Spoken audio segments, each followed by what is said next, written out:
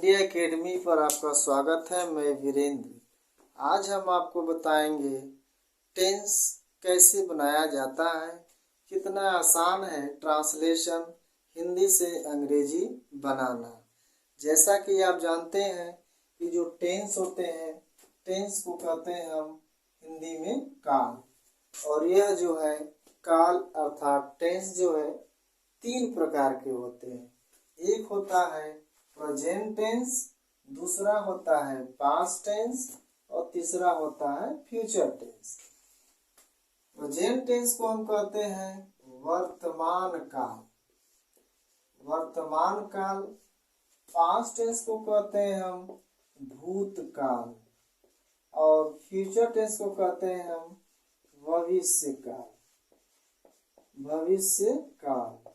Present tense का मतलब हो गया कि वर्तमान काल जो चल रहा है, जैसे आप पढ़ रहे हैं, मैं पढ़ा रहा हूँ, ये वर्तमान काल है। भूतकाल का मतलब हो गया जो बीत गया, जैसे वह स्कूल गया था, इसका मतलब हो गया कि बहुत समय हो गया जो बीत गया, तो ये होगा भूतकाल। फ्यूचर टेंस का मतलब हो गया भविष्य काल, भविष्य काल का मतलब जो आने वाला है, जैसे मैं कल स्कूल जाऊंगा, तो ये क्या हो जाएगा, फ्यूचर टेंस हो जाएंगे। तो present tense, past tense, future tense, तीन प्रकार के टेंस होते हैं और तीनों के जो है मान जो है वह मिला दिया जाए तो प्रेजेंट टेंस के 4 टेंस हो जाएंगे, पास्ट टेंस के भी 4 हो जाएंगे और फ्यूचर टेंस के भी 4 हो जाएंगे। कुल मिलाकर के 12 हो जाते हैं। वह कौन कौन से हैं, चलिए आपको हम बताते हैं। अगर प्रेजेंट टेंस की बात करें तो पहला इसका हो जाएगा प्रेजेंट इंडेफिनिट टेंस, दूसरा हो जाएगा present continuous, present continuous tense, तीसरा हो जाएगा प्रेजेंट परफेक्ट टेंस, चौथा हो जाएगा present perfect continuous tense. Present के 4 tense, present indefinite, present continuous tense, present perfect tense, present perfect continuous tense.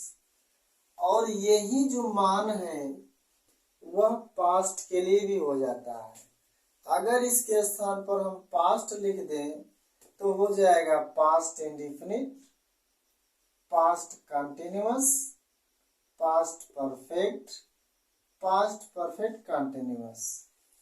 ठीक इसी प्रकार फ्यूचर का भी अगर हम बताएं तो फ्यूचर का भी हो जाएगा, यहाँ केवल फ्यूचर लिख दें तो हो जाएगा future indefinite, future continuous, future perfect, future perfect continuous. यानी आप देख रहे हैं कि ये जो मान है ये सबके लिए होता है, प्रेजेंट के लिए, पास्ट के लिए भी और फ्यूचर के लिए भी। प्रेजेंट के लिए रख देंगे तो प्रेजेंट इंडेफिनिट हो जाएगा, पास्ट के रखेंगे तो पास्ट इंडेफिनिट हो जाएगा और फ्यूचर के रखेंगे तो फ्यूचर इंडेफिनिट हो जाएगा। यानी ये जो मान है इसके लिए भी है और यह जो मान है इसके लिए भी है। यानी कि प्रेजेंट की बात करें तो 4 टेंस, पास्ट की बात करें तो ये भी 4 हो जाएगा और फ्यूचर की भी बात करें तो ये भी 4 हो जाएगा। कुल टोटल कितने मिलाकर हो जाएंगे, 12। यानी सभी टेंस होते हैं 12 और 12 का क्रम से हम अध्ययन आपको कराएंगे। एक एक वीडियो इसका अपलोड किया जाएगा आपके लिए और इस चैनल के माध्यम से आपको सबसे बेहतरीन तरीके से सिंपल वे में ट्रांसलेशन बनाया सिखाया जाएगा।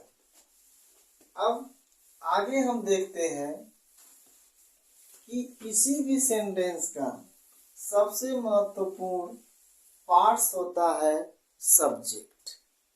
जो हमारा सब्जेक्ट होता है, यह जिसे हम कहते हैं कर्ता, यह 3% में हो सकता है। 3% में कोई एक होगा, या तो वो फर्स्ट पर्सन में आ सकता है, या तो सेकेंड पर्सन में आ सकता है, या तो थर्ड पर्सन में आ सकता है।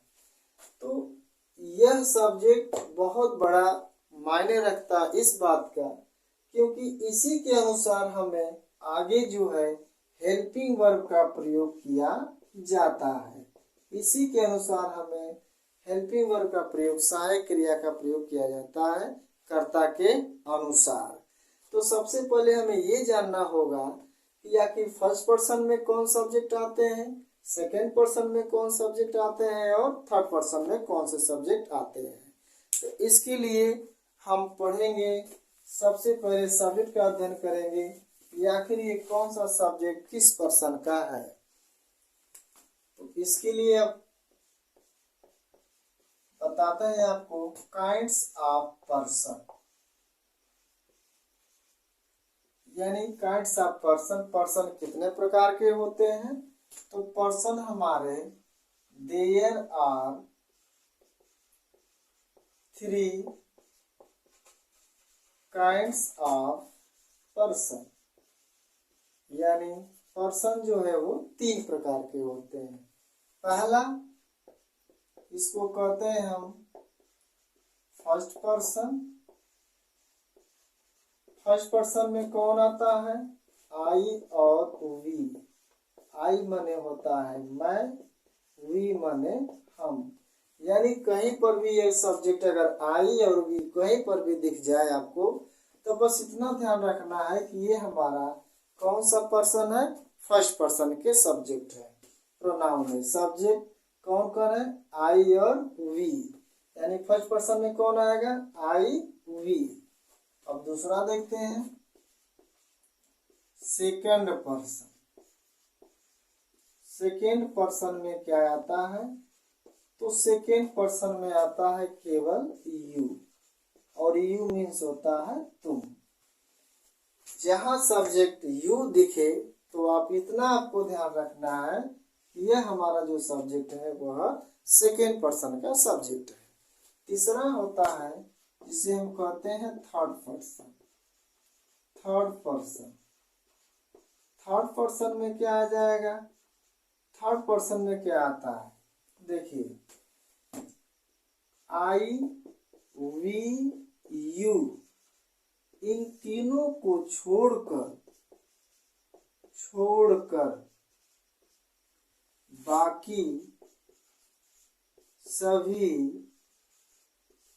थर्ड पर्सन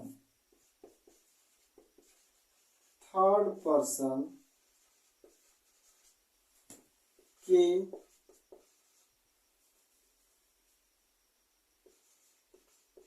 कर्ता कहलाते हैं। देखिए, आई, वी, यू को छोड़कर, क्यों छोड़कर? क्योंकि आई और वी फर्स्ट पर्सन है और यू क्या है? सेकेंड पर्सन है। तो इन तीनों को छोड़कर किसी का भी आप नाम लेते हैं, चाहे वो वस्तु का नाम हो, जानवर का नाम हो, व्यक्ति का नाम हो, कोई वस्तु का नाम, किसी भी चीज का नाम हो, इंस्टेड ऑफ दिस, इनको छोड़ करके, तो वह हमारा थर्ड पर्सन के अंतर्गत आता है। अब थर्ड पर्सन के अंदर जैसे हम कह दें, जैसे राम, तो राम क्या हमारा? थर्ड पर्सन है। कह दें हम अगर बॉय, बॉय क्या है? थर्ड पर्सन है। कह दें हम गर्ल्स, गर्ल्स क्या है? ये भी थर्ड पर्सन है। कह दें कैट, ये क्या है? थर्ड पर्सन है। तो आप देख रहे हैं कि इनको छोड़ करके कोई भी आएगा, जैसे ही आ गया, सी आ गया, इट हो गया, ये सब क्या है? ये सब थर्ड पर्सन के प्रोनाउन। यानी आई और वी को first person, you second person, इन तीनों को छोड़ करके दुनिया की कोई भी चीज का नाम लेंगे, वह होगा आपका थर्ड पर्सन। और इसी थर्ड पर्सन में ही आता है आपका सिंगुलर और प्लूरल। यानी सिंगुलर और प्लूरल जो होता है वह फर्स्ट पर्सन सेकेंड पर्सन में ना हो करके वह हमेशा थर्ड पर्सन में आता है।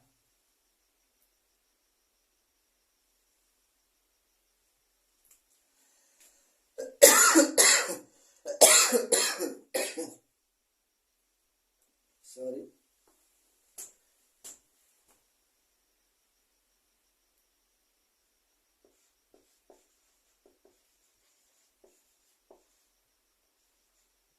थर्ड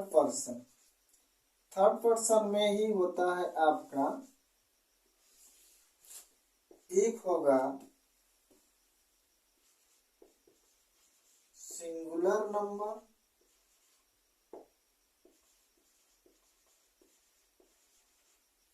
और एक होगा आपका प्लूरल नंबर। सिंगुलर नंबर का मतलब एक वचन और प्लूरल नंबर का मतलब बहुवचन।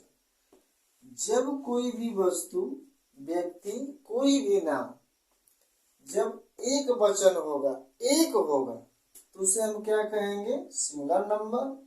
और एक से अधिक हो जाएगा तो क्या कहेंगे? उसको हम प्लूरल नंबर। जैसे यहाँ पर हम लिख दें बॉय, तो बॉय हमारा क्या है? यह हमारा थर्ड पर्सन सिंगुलर नंबर है। अगर इसी को हम लिख दें बॉयज, तो बॉयज हमारा क्या हो जाएगा? ये भी थर्ड पर्सन होगा, लेकिन क्या होगा? ये प्लूरल नंबर होगा। थर्ड पर्सन में दोनों आएंगे, बॉय भी और बॉयज भी, लेकिन थर्ड पर्सन सिंगुलर में बॉय होगा, थर्ड पर्सन प्लूरल में हो जाएगा आपका बॉयज। अगर हम यहाँ पर लिख दें गर्ल, तो गर्ल को हम क्या कहेंगे? Third person singular number. अगर हम लिख दें यहाँ पर गर्ल्स, तो गर्ल्स को क्या कहेंगे? Third person plural number. अब यहाँ पर हम लिख दें, अगर मान लीजिए कि राम, राम क्या है हमारा? थर्ड पर्सन सिंगुलर नंबर, एक वचन है। मोहन, मोहन क्या हो जाएगा? ये भी हमारा थर्ड पर्सन एक वचन हो जाएगा। सीता, ये भी क्या हो जाएगा? थर्ड पर्सन एक वचन हो जाएगा। ही, सी, इट, ये सब हमारे थर्ड पर्सन सिंगुलर नंबर के प्रोनाउन। यानी जब दुनिया की कोई भी चीज एक होगी तो उसे हम थर्ड पर्सन सिंगुलर नंबर कहेंगे, और यही चीज जब एक से बहुवचन हो जाती है तो इसको हम कहते हैं प्लूरल नंबर। अब जैसे हम कह दें राम एंड श्याम, ये हो गया आपका राम एंड श्याम, जो है आपका हो गया प्लूरल नंबर। यहाँ राम था केवल अकेले तो सिंगुलर नंबर था, या राम और श्याम हो गया तो हो गया आपका प्लूरल नंबर। तो एक वचन थर्ड पर्सन सिंगुलर नंबर को कहा जाता है। बहुवचन ये भी थर्ड पर्सन होता है, लेकिन यह प्लूरल नंबर का होता है। अगर यहाँ पर हम लिख दें कैट, तो इसका प्लूरल नंबर हो जाएगा आपका कैट्स। तो कैट्स को हम कहेंगे थर्ड पर्सन प्लूरल नंबर, और कैट को कहेंगे थर्ड पर्सन सिंगुलर नंबर। अब आपको यही ध्यान देना है कि जो सिंगुलर नंबर है, सब्जेक्ट, उसके अनुसार सहायक क्रिया क्या लगाई जाती है, और जब अब प्लूरल नंबर है तो उसके साथ सहायक क्रिया क्या लगाई जाती है। फिर से इसको देख लीजिए। पर्सन जो है आपके तीन प्रकार के होते हैं। फर्स्ट पर्सन में आता है आई और वी, आई और वी। सेकेंड पर्सन में होता है यू, और थर्ड पर्सन में जो है आपके इनको छोड़ करके बाकी किसी का भी नाम लेंगे तो वो आपका थर्ड पर्सन होगा। और थर्ड पर्सन में भी अगर एक रहेगा तो एक वचन, एक से अधिक हो जाएगा तो बहुवचन। ट्रांसलेशन करने में इनका सबसे बड़ी महत्वपूर्ण भूमिका होती है सब्जेक्ट की, क्योंकि अगर सब्जेक्ट हमारा प्लूरल नंबर है तो हम प्लूरल की सहायक क्रिया लगाते हैं, अगर हमारा सब्जेक्ट सिंगुलर नंबर है तो हम सिंगुलर नंबर की सहायक क्रिया का प्रयोग करते हैं। तो यह आपने देखा कि सब्जेक्टों को हम 3 भागों में बांटकर कैसे हम इनके साथ हेल्पिंग वर्ब का प्रयोग कर सकते हैं। तो अगर हमारे चैनल पर आप नए हैं तो हमारे चैनल को लाइक सब्सक्राइब करें, ताकि यह वीडियो उन लोगों के पास भी पहुंच चुके जो लोगों ने अभी तक ट्रांसलेशन बनाना नहीं सीखा है। इस चैनल पर आपको हम क्रमशः प्रेजेंट इंडेफिनिट टेंस, उसका positive, negative, interrogative, double interrogative, इसके बाद कॉन्टिन्यूअस, परफेक्ट, परफेक्ट कॉन्टिन्यूअस, हर टेंस का एक एक अध्ययन हम कराएंगे आपको। आप हमारे चैनल पर बने रहिए और इस चैनल को लाइक करिए, सब्सक्राइब करिए, बेल आइकन का बटन दबा दीजिए, ताकि जब भी मैं वीडियो डालूं तो नोटिफिकेशन आप तक पहुंच सके। तो आज के लिए इतना ही। Thanks for watching. धन्यवाद।